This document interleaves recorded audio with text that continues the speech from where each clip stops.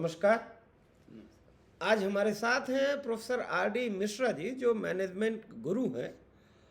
और मैनेजमेंट का सबसे बुनियादी या ज़रूरी काम है संप्रेषण, यानी कम्युनिकेशन। जो आप कहना चाहते हैं वो दूसरे तक बात आपकी पहुंच जाए, तभी अगला आदमी उससे कन्विंस होगा, तभी अगला आदमी उस पर अमल करेगा।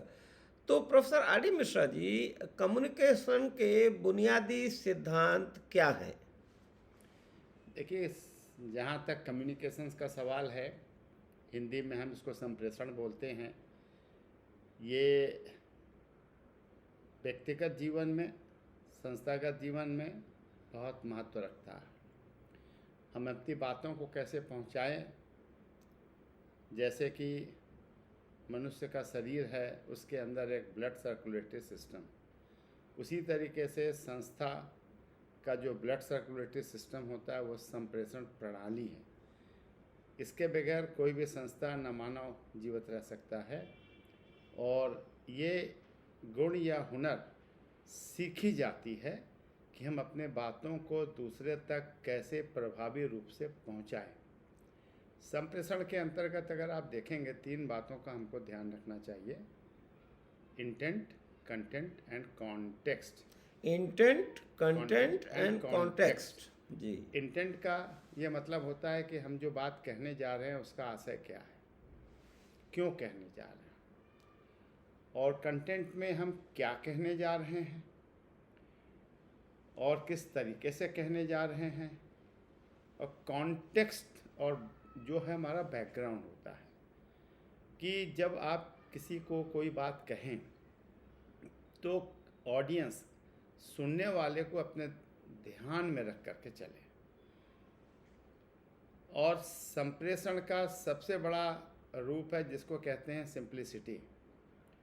आप इम्प्रेस करने के इरादे से किसी को मत बोलिए, वो कैसे समझेगा इसके इरादे से आप बोलिए। और संप्रेषण में 2 बातों का ध्यान जरूर रखिए। कहा जाता है कि संप्रेषण में 55% इफेक्टिवनेस बॉडी लैंग्वेज का होता है। हाँ, आप कहते जो हैं उससे ज़्यादा इम्पोर्टेंट है कि आप कैसे कहते हैं और आपका बॉडी लैंग्वेज कैसा है, बहुत कुछ उससे। और आजकल खास करके ये जो टेलीविज़न मीडियम है, ये तो इसीलिए इसको इडियट बॉक्स कहते हैं कि आप क्या कह रहे हैं उससे ज़्यादा आप कैसे कह रहे हैं, आपके हाव भाव क्या हैं, वो बड़ा इम्पोर्टेंट हो जाता है। और इस बात को लोगों को प्रैक्टिस करना चाहिए।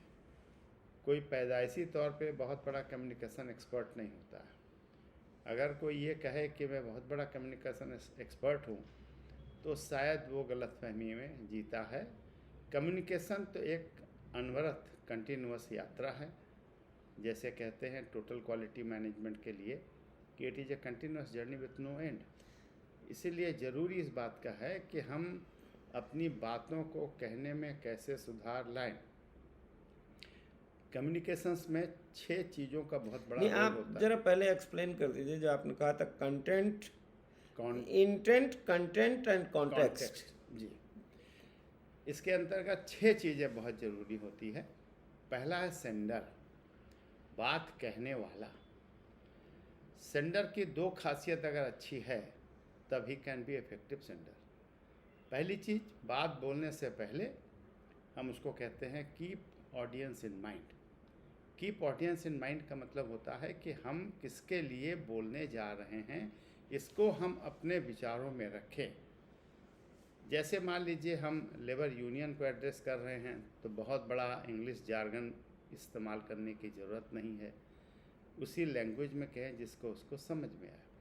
और दूसरा, संप्रेषण बोलने वाले के लिए ज़रूरी गाइडलाइंस है कि सब्जेक्ट नॉलेज, जिस विषय के ऊपर बोलने वाले हैं उसकी पूरी तैयारी करके जाएं। दूसरा होता है ऑब्जेक्टिव। हर संप्रेषण का कोई ना कोई उद्देश्य होता है। अगर हमने किसी को कुछ बोला है या एक अफसर अपने मातहत किसी सबऑर्डिनेट को कुछ बोलता है तो उसका एक उद्देश्य होता है कि इस प्रकार से इस काम को पूरा किया जाए इस समय के अंदर। और ऐसा देखा गया है कि 96% communication objectives must be met, मतलब पूरा होना चाहिए। तीसरा होता है जिसको कहते हैं मीडिया का रोल। हम उसको अपनी बातों को दूसरे तक कैसे पहुंचाते हैं। इसमें 3 मीडिया बहुत खास है, अगर आप जानते हो तो। पहली बात यह है कि वर्बल बहुत इफ़ेक्टिव होता है, फेस टू फेस हम बोल देते हैं, लेकिन इसकी एक बड़ी कमियां होती है कि इसका कोई रिकॉर्ड नहीं होता है। अगर हम टेलीविज़न माध्यम से बोल रहे हैं या और रिकॉर्डेड मीडिया से बोल रहे हैं तब तो रिकॉर्ड होता है। ऑफिशियल कॉन्टेक्स्ट में, ऑर्गेनाइजेशनल कॉन्टेक्स्ट में हमने एक इंस्ट्रक्शंस लोगों को दे दिया, उसका कोई रिकॉर्ड नहीं है, लेकिन है ये बहुत त्वरित और इफ़ेक्टिव। दूसरा होता है जिसको कहते हैं रिटन में, लिखित का एक रिकॉर्ड होता है, और लिखित के बातों को मिस इंटरप्रेट नहीं किया जा सकता है। ये इसकी सबसे बड़ी खासियत होती है। और तीसरी खासियत होती है एज ए रिकॉर्ड रखा जाता है। देखिए, संस्था की मेमोरी क्या है? वो तो रिकॉर्डेड फैक्ट्स हैं, फिगर्स हैं, फ्लॉपी है, डिस्क है, ये संस्था की मेमोरी है। कल हम एक संस्था में है नहीं है, दूसरा कोई आदमी आ जाता है तो उन स्टेटमेंट को, उन फाइलों को देख के समझ जाएगा कि हाँ भाई आगे क्या हुआ है और आगे क्या, पीछे क्या हुआ और आगे क्या होगा। उसके बाद आता है आपका सबसे बड़ा रोल होता है कि तीसरा होता है sign, signal, symbol, body language जिसकी हम बात करते हैं।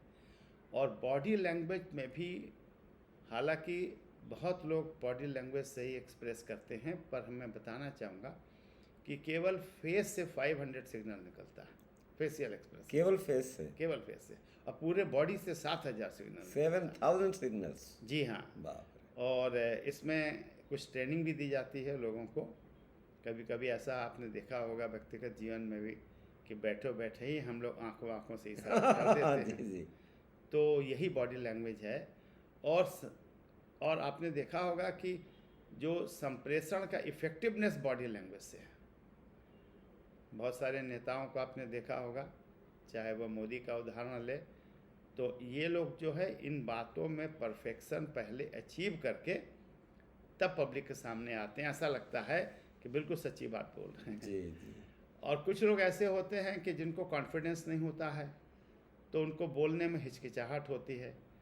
आजकल तो टेलीप्रॉम्प्टर्स नेता लोगों के पास आ गया है कि देख के पढ़ते हैं, पर फिर भी बॉडी लैंग्वेज। और जैसा कि हमने कहा कि सबसे ज़्यादा इफ़ेक्टिवनेस बॉडी लैंग्वेज से होता है। इसके बाद आता है रिसीवर, सुनने वाला। देखिए, सुनने वाला भी बहुत इम्पॉर्टेंट एलिमेंट है संप्रेषण प्रोसेस में, और इसके लिए ज़रूरी है कि सुनने वाले के अंदर भी थोड़ी सी क्वालिटी होनी चाहिए। मैं तो केवल कहता हूँ 2 क्वालिटी रखिए सुनने वाले में। You can be effective listener. वो पहली चीज़ है जिसको कहते हैं कंसंट्रेशन। जब कोई बात कही जा रही है तो एकाग्रचित्त ध्यान से उसको सुना जाए, तभी आप उसको पूरी तरीके से ग्रहण कर सकते हैं। और दूसरा उसका होता है इंटरप्रिटेशन। सुनने के बाद आप उसको किस तरीके से लेते हैं, क्योंकि no two person can perceive the same way. Perceptual difference लोगों के बीच में होता है। इसलिए भी ज़रूरी है कि आप सुनने के बाद समझ लें, और संप्रेषण में ये भी कहा जाता है उसके हिसाब से काम भी करें, तभी संप्रेषण अपने उद्देश्य को पूरा कर पाती है। क्योंकि संप्रेषण में बहुत सारे डेफिनेशंस आए हैं। Of late American Management Association ने डेफिनेशन दिया कि communication is a process, continuous process, in which there are 2 or more parties, and the role of each party is to understand each other and then try to be effective. तो ये इसके साथ जो एक last में कहते हैं उसको कहते हैं अनुश्रवण, फीडबैक। कहने वाला इस बात को सुनिश्चित कर ले कि सुनने वाले के समझ में आ गया है जी, और सुनने वाला भी सुनने के बाद इस बात को एक्सप्रेस कर दे कि मैं, चाहे वह फेशियल एक्सप्रेशन दे, हेड नॉडिंग करे या जवाब से करे कि हाँ भाई हमारे समझ में आ गया। जब ये दोनों का वेवलेंथ पूरा हो जाएगा तो समझिए कम्युनिकेशन प्रोसेस कंप्लीट हुआ है। हम तो बहुत सारे क्लासेस में जाते हैं, सेमिनार में, और कुछ लोग हम कहते हैं कि समझ में आ गया, कुछ लोग झूठ मूठ का सर हिलाते हैं पर हम उसको पकड़ लेते हैं। फिर हमने क्रॉस क्वेश्चन करने लगते हैं, तब वो आयत बायत दाएँ देखने लगते हैं। देखिए, कोई दिक्कत नहीं, अगर आपके समझ में नहीं आया, you have got every right to ask questions. आप उसको, फीडबैक का प्रोसेस ही यही है कि चीज़ों को पूरी तरीके से समझ लें। जब तक आप चीज़ों को पूरी तरीके से समझेंगे नहीं तो आप उसके हिसाब से काम नहीं कर सकते हैं। इसीलिए ज़रूरी इस बात का है कि फीडबैक को भी बड़ी इम्पोर्टेंस हमको देनी पड़ेगी। जब तक ये कंप्लीट नहीं करते हैं संप्रेषण अपने आप को पूरा नहीं होता है। कुछ उदाहरण देंगे, गुड कम्युनिकेशन, बैड कम्युनिकेशन? देखिए, ऐसा है कि एक ही चीज़ों को कुछ लोग डिफरेंट तरीके से कहते हैं। संप्रेषण को सबसे अच्छी बात ये करें कि आप बिल्कुल सिंपल लैंग्वेज में, to the point, economy of words के साथ कहें। द्व्यर्थी नहीं होना चाहिए। जी हाँ, दो, अगर मान इसमें एक कन्फ्यूजन होता है, मैं आपको बताऊं कि अगर आप अपनी बातों को सरल भाषा में कहते हैं तो जल्दी अच्छी तरीके से समझ में आता है। संप्रेषण में कभी दुविधा का वास नहीं होना चाहिए कि एक के दो अर्थ निकल रहे हैं। इसलिए ज़रूरी इस बात का है कि हम जब बोलने वाला अगर अपने वक्तव्य में इस तरह का कोई अंदेशा होता है कि इसके दो मतलब निकल रहे हैं तो उसको वो क्लैरिफाई कर दे। सुनने वाले की भी अपनी जिम्मेदारी है उसको क्लैरिफाई करें। और संप्रेषण में तीसरी चीज़ आप ध्यान रखें, ज़रूरत से ज़्यादा मत बोलें। ज़रूरत से ज़्यादा बोलेंगे तो it will be more confusing, और ज़रूरत से कम बोलते हैं उसको कहते हैं लैक ऑफ क्लैरिटी। तो एक इसको नपा तुला, जिसको हम कहते हैं इकोनॉमी ऑफ वर्ड्स, जितना पर्याप्त, एप्रोप्रिएट, जितना जरूरी हो, जितना ज़रूरत है उससे बोले तो आपका संप्रेषण अच्छा होगा। मैं तो ये कहता हूँ संप्रेषण के जरिए आपके व्यक्तित्व का आंकलन भी होता है। आप कैसे बोल रहे हैं, क्या बोल रहे हैं, इससे दैट रिफ्लेक्ट्स योर पर्सनैलिटी। कुछ लोग होते हैं बहुत गंभीर रहते हैं, टू द पॉइंट बोलते हैं, लेकिन होता क्या है कि कुछ लोग ऐसे होते हैं कि बोलने में सीरियस नहीं होते हैं, तो उनकी बातों को सीरियसली लिया। और मुझे लगता है कि लीडरशिप के लिए कम्युनिकेशन स्किल्स जी सबसे ज़्यादा इम्पोर्टेंट है, चाहे वो मैनेजमेंट में हो, एडमिनिस्ट्रेशन में हो, एजुकेशन में हो या पॉलिटिक्स में हो। देखिए, आप माओ को ले लीजिए, गांधी को ले लीजिए, मार्टिन लूथर किंग को ले लीजिए, उस जमाने में तुलसीदास जी को ले लीजिए, कितना करोड़ों लोगों तक उन्होंने अपनी बात को पहुंचाया, रामायण को पहुंचाया। तो उस ज़माने में जबकि इस तरह के कोई टूल्स नहीं थे, इंटरनेट नहीं था, कंप्यूटर नहीं थे, इतने अखबार नहीं थे, टीवी नहीं थे, रेडियो नहीं थे, और उन लोगों ने करोड़ों लोगों तक अपनी बातों को पहुंचाया, उनको प्रेरित किया और उनको मोबिलाइज किया। हाँ, आप बिल्कुल सच कह रहे हैं। देखिए, जहाँ तक लीडर की बात है, संप्रेषण में जितनी सच्चाई आपकी बातों में होंगी उतना ही आपको रिस्पेक्ट और ऑनर मिलेगा। आजकल के जो लीडर होते हैं वो सच्चाई से थोड़े परे होते हैं, बातें लच्छीदारें करते हैं, लेकिन उसको समझ में आ जाता है, सुनने वाले के समझ में आ जाता है।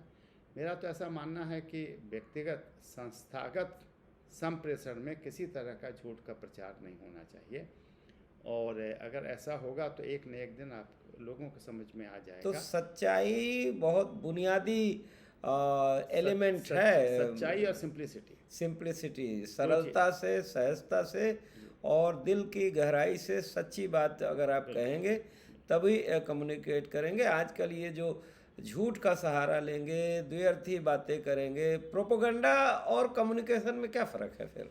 देखिए, ऐसा प्रोपोगंडा से आप किसी के विचारों को थोड़े समय तक के लिए प्रभावित कर सकते हैं, लेकिन एक न एक दिन, एक न एक समय ऐसा आएगा कि आपकी पोल पट्टी खुल जाएगी। वो सच्चाई उसके सामने आ जाएगी, तो फिर आपको रिस्पेक्ट नहीं करेगा। प्रोपोगंडा अलग चीज़ है, सच्चाई लास्टिंग रहती है, प्रोपोगंडा लास्टिंग नहीं रहती। इसलिए ज़रूरी है कि हम कहीं पर भी कोई बात करें तो हम अपने सच्चाई और सरलता के साथ करें। ट्रूथफुलनेस होनी चाहिए, तभी आदमी आपको सीरियसली लेगा, अन्यथा सीरियसली नहीं लेगा। एक संस्था में एक ऑफिसर थे, वो हर फाइल में लिख देते थे मोस्ट अर्जेंट, तो लोगों ने, चूँकि हर फाइल में मोस्ट अर्जेंट लिखते थे, सबॉर्डिनेट उसको सीरियसली लेना ही छोड़ दिया। बोले बस इनकी तो आदत है, हर फाइलों को मोस्ट अर्जेंट लिख देते हैं। तो वो चीज़ नहीं होना चाहिए, और मैं आपको बता दूं कि कुछ लोग ये समझते हैं कि सामने वाला बेवकूफ़ है, उसके समझ में नहीं आ रहा है। ये गलतफहमी है। हर आदमी अपने हिसाब से समझ के चलता है और वो अपना आंकलन करता है आपके बारे में संप्रेषण के जरिए, और वही आपके रिफ्लेक्शन ऑफ पर्सनैलिटी है। अगर आपकी पर्सनैलिटी पॉजिटिव हो गई संप्रेषण के जरिए, तब तो आप जो चाहेंगे वैसा कर लेंगे, और अगर नहीं है तो आप लाख कहिएगा, माथत काम करके नहीं देगा, मतलब कोई ना कोई बहाना बना लेगा, उसके दिमाग में रहता है। तो ये संप्रेषण का सबसे बड़ा रोल है। हमने कहा संप्रेषण के बगैर कोई भी संस्था जीवित नहीं रह सकती है, इफेक्टिव कम्युनिकेशन, समझे, और मानव समाज भी नहीं रह सकता है। अरिस्टोटल ने कहा था man is a social animal. जब तक हम एक दूसरे से बातचीत नहीं कर लेते हैं, विचारों का आदान प्रदान नहीं कर लेते हैं, हमें लाख सुविधा मिले, हम उससे संतुष्ट नहीं रहते हैं। आपने देखा होगा कि जो सीवरेस्ट ऑफ द सीवरेस्ट पनिशमेंट होता है आइसोलेशन पे, अकेले छोड़ देते हैं, तन्हाई में और तन्हाई सबसे ज़्यादा आपको वो टॉर्चरिंग होता है। उस समय अपने आप से बात करने की कला आनी चाहिए जी, लेकिन वो आदमी नहीं कर पाता है तन्हाई में, इसलिए सारी सुविधाएं दे दीजिए तन्हाई। तो जब तक आदमी एक दूसरे से बातचीत नहीं कर लेता है, चाहे अपने दोस्तों से हो, पड़ोसी से हो, या अपने मातहत लोगों से करे, या अपने बराबरी के लोगों से करे, नहीं, इसीलिए साइकोलॉजिकल नीड है ये नेबरहुड या अपने से बात करना। इसीलिए देखिए आजकल क्या हो रहा है कि बहुत सारे लोगों के बच्चे विदेशों में काम कर रहे हैं, बड़े बड़े बंगले हैं, बड़े आराम है, लेकिन पेरेंट्स जो है वो छोड़ के नहीं जाना चाहते। वो कहते हैं कि भाई ठीक है, हम तुम्हारा बंगला है, सुख है, सुविधा है, लेकिन हम बात किससे करेंगे, हमारे पड़ोसी, हमारा मोहल्ला। नहीं, वहाँ पर तो पड़ोसी भी बात नहीं करता। हाँ, नहीं, इसीलिए जाते नहीं है ना, फिर ये इसलिए पेरेंट्स नहीं जा रहे हैं। ये एक साइकोलॉजिकल नीड है। देखिए, दुख सुख में हम तो कहते हैं, हम यही कहते हैं कि भाई आप, अगर आपके मातहत कोई आ करके आपसे कोई बात या शिकायत करता है तो आप केवल सुन लीजिए। सुन लेने से ही उसकी 50% समस्या समाधान हो जाती है। जी। और कुछ लोग होते हैं कि नहीं, मेरे पास समय नहीं है, मैं सुनना नहीं चाहता हूँ, तो ये अपने आप में भूल है।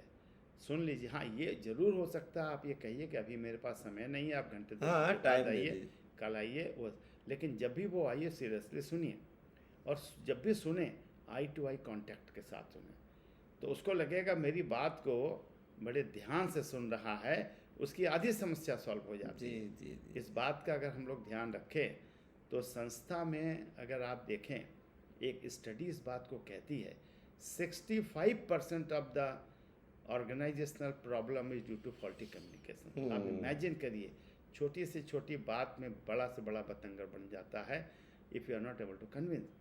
इसलिए संस्था में इन बातों को कहीं कहीं पर मुझे बुलाया जाता है कि इंटरपर्सनल कम्युनिकेशंस के ट्रेनिंग दे दीजिए।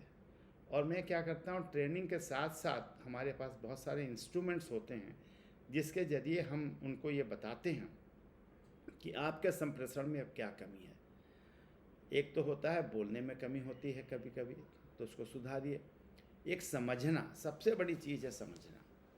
संप्रेषण में अगर आपने बातों को अक्षर से वही समझ लिया जो कहा जा रहा है, जो लिखा गया है, तो ये सबसे बड़ी उपलब्धि है संप्रेषण में, और उससे आपका कोई भी काम रुकेगा नहीं और आप सफलता के सीढ़ियों पर चलते चले जाएंगे। चलिए, बहुत बहुत धन्यवाद आपका मिश्रा जी। आपने बहुत संक्षेप में और बातों बातों में जो कम्युनिकेशन है या संप्रेषण है उसकी जो तमाम बारीकियां हैं वो हमारे दर्शकों को समझाई। आगे फिर किसी विषय पे आपसे बात करेंगे। बहुत बहुत धन्यवाद। नमस्कार। सुनने के लिए शुक्रिया। पसंद आया हो तो कृपया लाइक करें और मित्रों से शेयर भी करें।